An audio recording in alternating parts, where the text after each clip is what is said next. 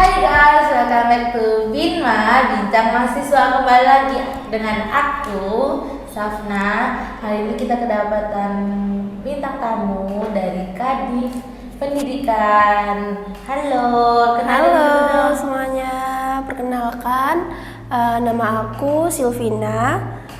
Di sini aku menjabat di organisasi manajemen, aku menjabat sebagai Kadif Pendidikan.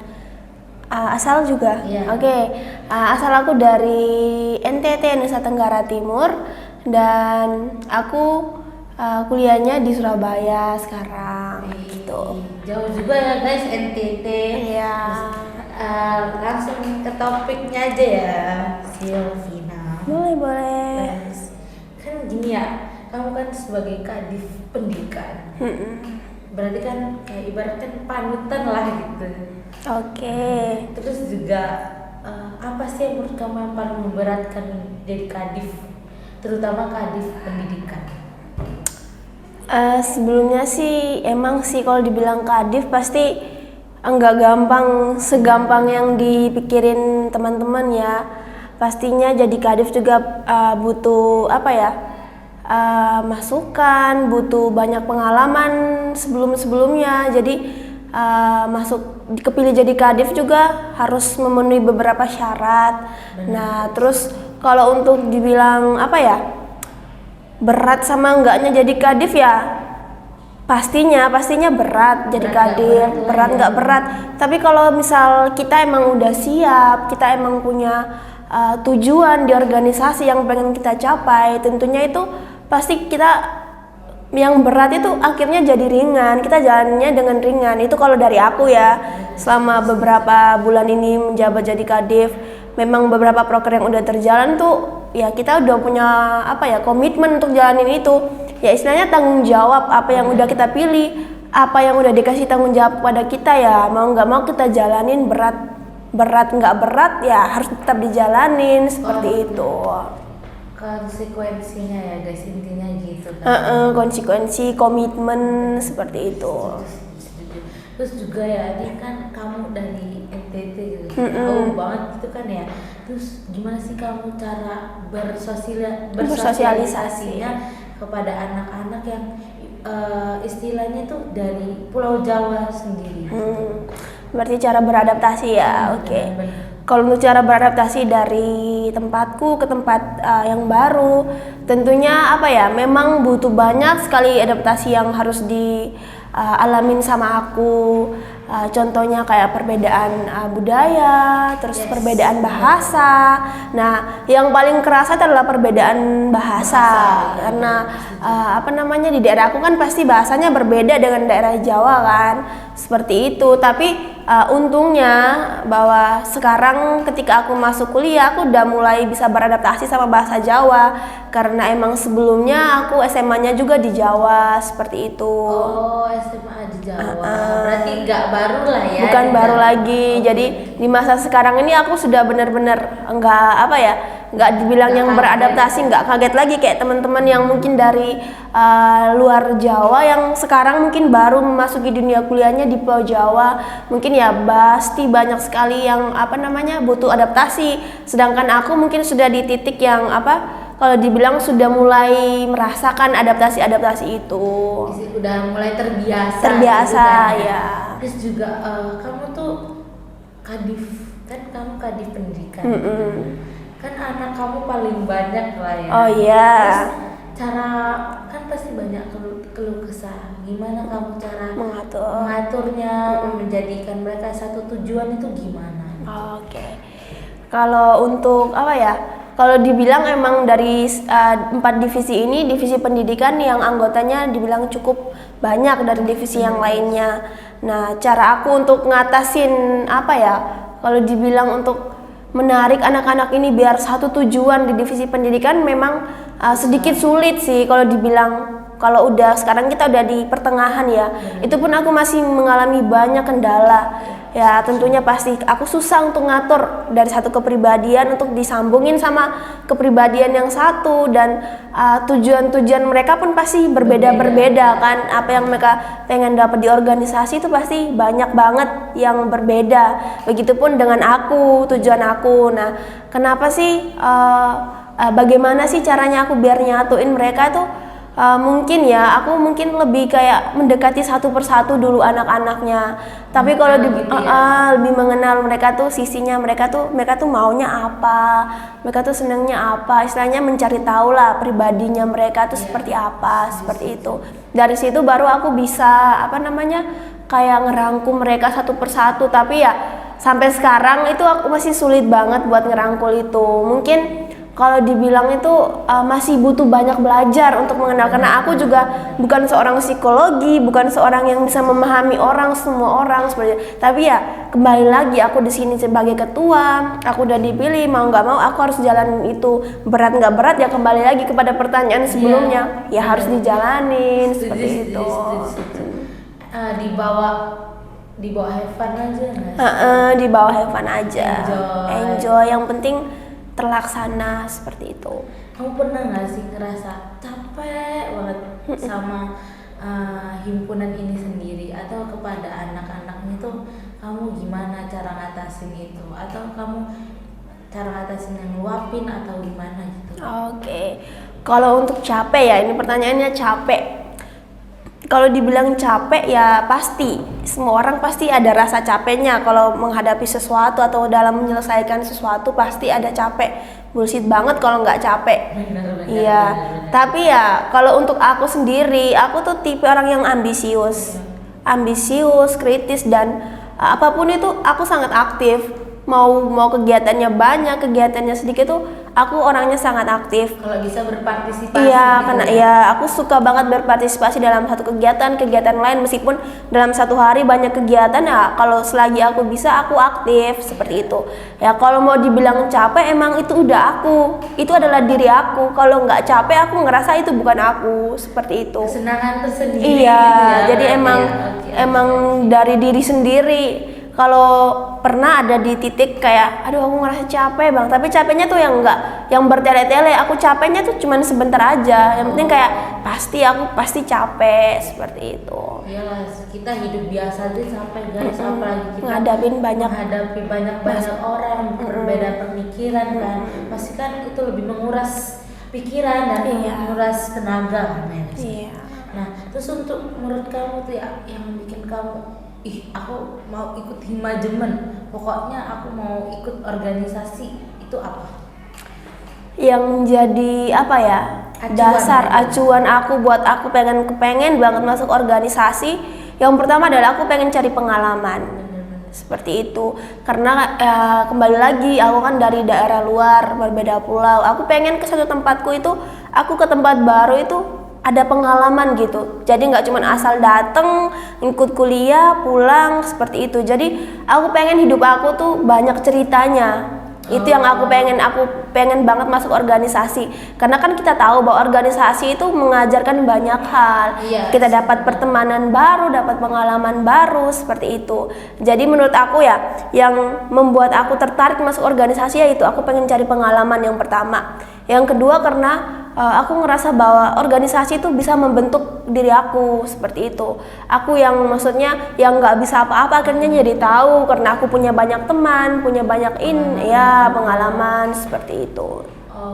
Terus motivasi kamu tuh biar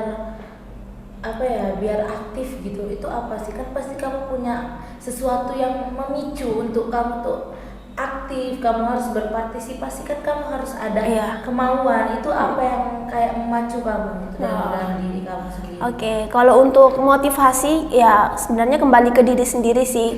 Kemauan sama aku pengen ya seperti tadi punya pengalaman. Kalau untuk motivasi terbesar itu untuk sebenarnya kembali apa sih nanti yang aku dapat manfaatnya buat aku di masa depan? Pengalaman, iya. Seperti kembali lagi seperti pertanyaan sebelumnya bahwa aku butuh pengalaman. Itu yang membuat motivasi aku agar aku tuh bisa punya banyak cerita seperti itu. Setuju. Terus juga kamu kan ya orang jauh gitu ya, orang NTT gitu. Terus kamu gimana sih cara kamu memastikan dari keluarga kamu bahwa kamu tuh di sini tuh aku tuh bisa gitu? Oke. Kalau meyakinin orang tua ya, Benar-benar. itu mungkin ya apa ya? Mungkin kalau untuk ngeyakinin orang tua sih lebih tepatnya emang orang tua aku yang memberi aku itu, Space gitu iya, memberi aku ruang buat aku mencoba hal baru. Jadi kalau untuk meyakinkan mereka udah yakin, jadi nggak perlu diyakinin lagi orang tuaku, karena tipe orang tuaku juga orang yang aktif seperti itu. Jadi kembali lagi ke aku bahwa aku sendiri juga akhirnya nggak ngerasa yang aku perlu ngeyakin orang tua aku perlu ini karena aku mau ini jadi aku harus yakinin orang tua aku, enggak. Karena emang dari orang tuanya udah ngedukung seperti itu. Dari jauh emang disekolahin ke jauh tuh biar aku punya apa, aku dapat apa sih di tempat baru ini, seperti itu. Jadi ya aku ke tempat jauh, aku istilahnya kita sama-sama apa ya, sama orang tua udah tahu gitu. Orang tua aku datang untuk aku tempat, akhirnya aku tahu oh tujuan orang tua aku nempatin aku di tempat yang baru tuh seperti ini. Jadi emang apa ya, aku ya udah berarti aku tinggal jalan, berarti orang tua aku memahami apa yang aku butuhkan seperti itu. Bagus deh, itu sangat berpengaruh guys. Parenting itu bagus banget guys. Iya. Juga soalnya nggak semua orang tua tuh ngerti kemauan Betul. anak gitu loh. Terus kan kamu nih kan pasti punya lah ya pacar gitu. Karena aku nggak tahu ya. Oke. Gimana menurut kamu tuh untuk zaman sekarang tuh menurut kamu percintaan itu penting atau enggak sih? Oke, untuk percintaan ya. Kalau untuk percintaan sih kembali lagi ya ke organisasi. Nah, aku sekarang kan posisi aku di organisasi, memegang jabatan sebagai kadif itu memang nggak gampang. Berat gitu ya. Terus kalau untuk disambungkan ke percintaan untuk di saat sekarang atau punya pacar itu sepertinya nggak dulu. Aku masih skip dari percintaan, dunia percintaan. Tapi ya pasti aku juga butuh penyemangat ya. Kalau dibilang pasti butuh penyemangat. Tapi kalau untuk masuk ke fase percintaan itu berat buat aku sekarang, karena aku harus ngehandle ini, ngehandle organisasi, ngehandle kehidupanku, ngehandle semua hal yang aku pengen. Dan itu untuk percintaan tuh nggak masuk dalam daftar list kehidupan aku sekarang. Jadi ya aku pikirnya itu buang-buang waktu kalau aku masih ngurus tentang percintaan. Jadi kayak bullshit lah sekarang percintaan, yang mau deket-deket aja, yang mau nyemangat ya udah kita saling semangat, nggak harus punya status atau hubungan yang lebih serius gitu. Sekarang masih zamannya apa ya kalau dibilang tuh nyari pengalaman. Iya, nyari pengalaman cuman iya betul kayak gitu. Ya nggak bisa guys kalian mau deketin, soalnya itu sekarang nggak dulu pacaran. Iya, skip dulu. Kan juga ikut UKM futsal ya. Nah itu kan pasti menguras tenaga banget ya. Itu kamu capek gak sih kayak aduh udah ngurusin hima, ngurusin hidup, ngurusin UKM futsal. Itu menurut kamu ada tantangan tersendiri yang menurut kamu tapi gak apa-apa, aku seneng kok. Iya, oke. UKM futsal ya. Kalau dibilang UKM, aku ikutin futsal. Sebenarnya kalau nggak ada UKM pun pasti aku bakalan ikut futsal sih. Karena emang ya salah satunya adalah hobi aku. Futsal tuh hobi aku banget. Jadi di saat sekarang aku butuh banget hobi aku. Jadi semua capekku di organisasi, semua kendala masalahku, dengan aku ikut futsal itu tuh aku ngerasa kayak aku bisa ngeluarin tenagaku, capekku semuanya itu ke futsal. Seperti itu. Jadi istilahnya futsal tuh nggak ngebebanin hidup aku, istilahnya nggak yang membuat aku apa ya, kalau dibilang itu masalah ya, istilahnya beban aku ikut futsal, aduh udah ikut ini, aku ikut futsal lagi, enggak. Sebenarnya kalau aku punya banyak masalah ketika aku ikut futsal, capekku semuanya hilang. Berarti kayak pelampiasan. Iya, tempat pelampiasan adalah aku di futsal untuk semua masalahku. Jadi aku bukan bersyukur sih, aku masih bisa ada tempat pelampiasan aku untuk segala capek aku dengan menyalurkannya ke hobi aku juga, seperti itu. Ditumpahkan ke situ semua. Tapi kan nggak jadi sia-sia ya guys. Kan itu melatih juga hobinya, nggak cuman yang kayak karena Cuman kebanyakan orang-orang iya. kayak udah capek terus kayak nangis-nangis doang gitu kan. Kalau ini enggak guys, bagus banget, patut dicontoh. Terus juga motivasi kamu sehari-hari untuk menjalani hidup yang kan bisa dibilang hidup itu kan gak gampang ya. Betul. Itu apa? Misalnya kayak kamu sering berdoa, terus sering minta petunjuk atau gimana? Oke, kalau untuk motivasi setiap hari-hari sih apa ya? Ya seperti yang kamu bilang bahwa kita pasti punya apa ya? Punya masalah setiap harinya. Bener. Dan itu ya kita nggak bisa ngehindarin itu, dan yang membuat aku motivasi jalanin hidup setiap hari adalah berdoa. Yang paling pertama adalah berdoa, yang kedua adalah orang tua motivasi aku seperti itu. Setuju. Kamu kan kadif pendidikan ya? Iya. Terus yang menurut kamu tertarik jadi anggota pendidikan itu apa? Oke, untuk ketertarikan aku masuk divisi pendidikan awalnya itu karena aku pengen nyari informasi perlombaan. Mungkin aku pikir ketika aku masuk divisi pendidikan itu bakal ngebantu aku buat nyari-nyari apa ya, informasi perlombaan gitu. Jadi lebih gampang ketika aku masuk pendidikan seperti itu. Terus yang kedua aku ngelihat bahwa basic diriku adalah di pendidikan. Seperti itu. Akademik, aku orangnya akademik, meskipun nggak pinter-pinter banget ya, tapi aku mau belajar seperti itu. Jadi kayak cocok banget kalau arahnya tuh ke pendidikan. Maka dari situ ternyata pas masuk Himajemen, ternyata untungnya ada divisi pendidikan. Tapi emang di awal itu kan udah dikasih formulir, ada beberapa divisi di Himajemen. Nah ternyata ada salah satunya itu pendidikan. Jadi situ yang membuat aku kayaknya pas nih kalau aku masuk pendidikan. Dan ternyata pas masuk Himajemen ternyata emang aku juga ditempatin di pendidikan, dan nggak nyangka juga bahwa aku diangkat sebagai kadif pendidikan. Seperti itu. Terus juga gini ya, pendidikan itu kan banyak banget programnya ya, alhamdulillah banyak banget programnya. Terus menurut kamu tuh menunjang mahasiswa umum nggak untuk ngelaksanain setiap proker gitu. itu. Oke.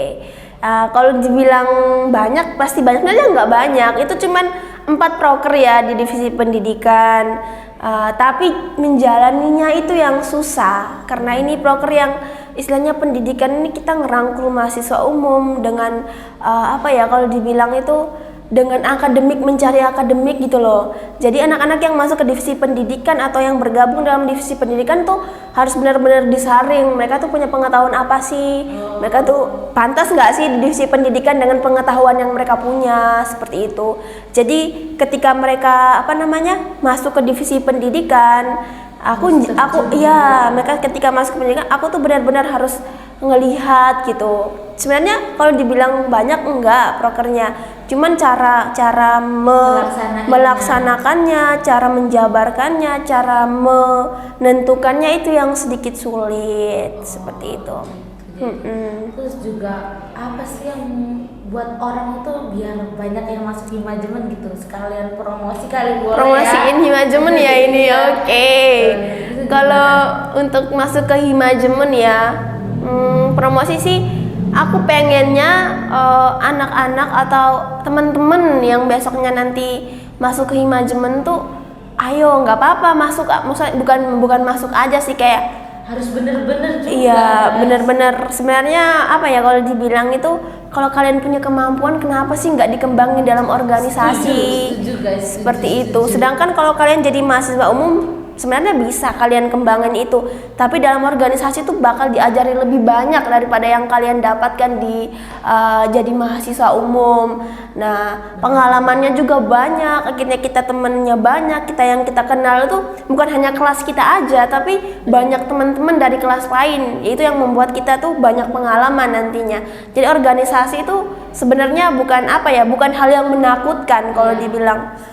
Seperti itu. Jadi organisasi itu seru sebenarnya kalau kamu ada tujuan yang pengen kamu laksanain, atau ada kemauan dalam diri yang pengen kamu jalanin atau yang pengen kamu capai, itu pasti organisasi itu bakal menyenangkan seperti Iya, itu. benar-benar setuju. Di organisasi itu gak cuman yang kayak proker enggak gitu kok guys, enggak. itu juga banyak have fun-nya kan Iya. ya.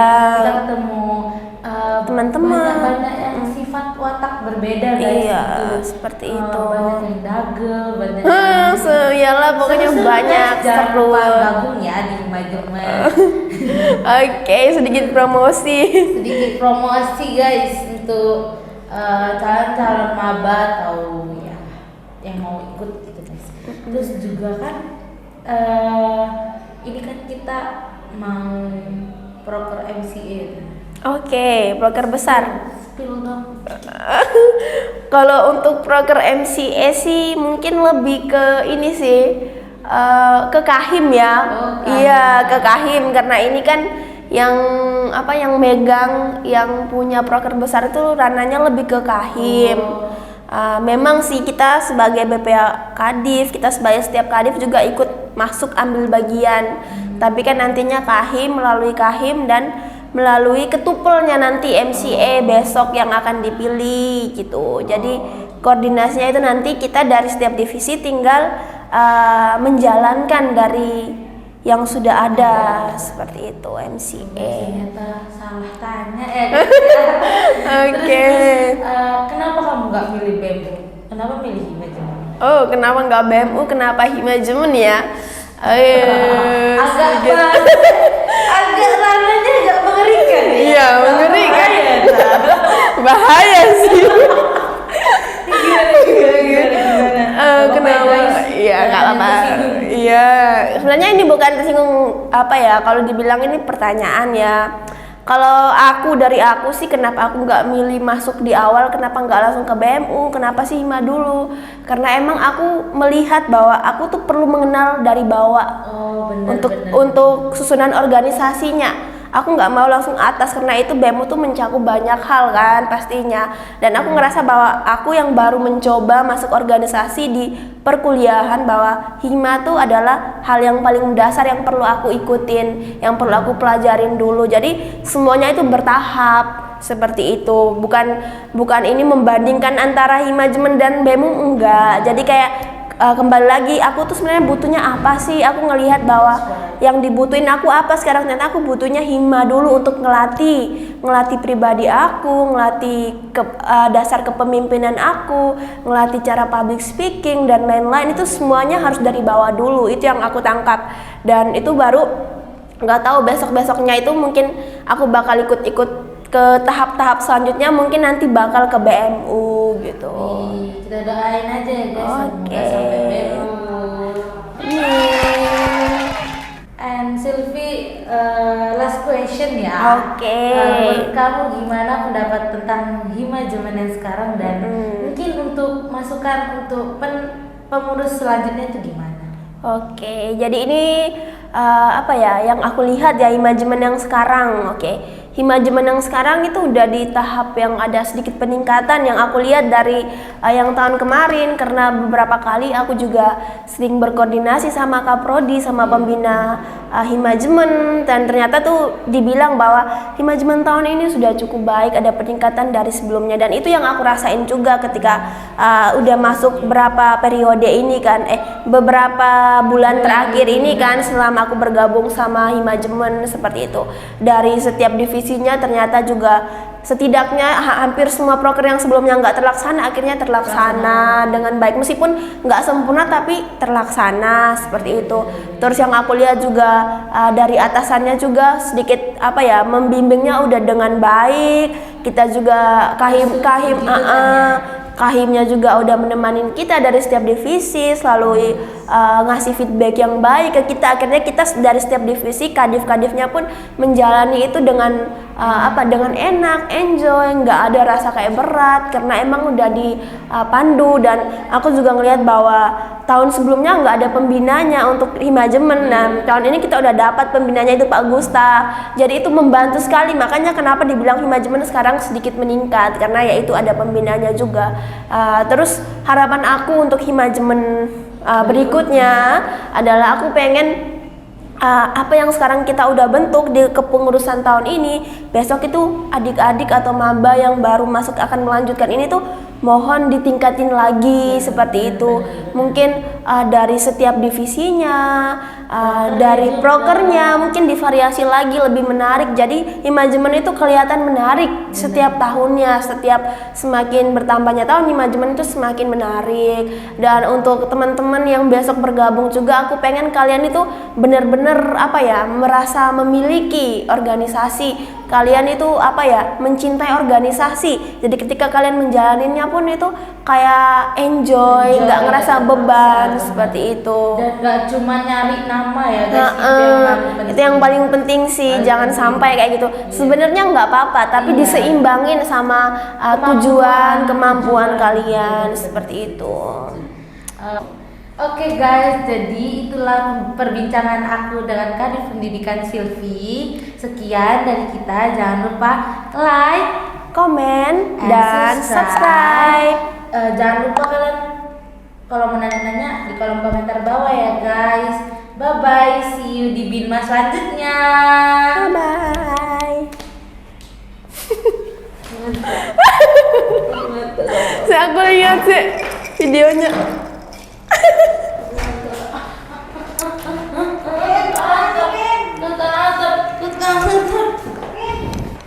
Sil, kalian sil. Oh ini nih.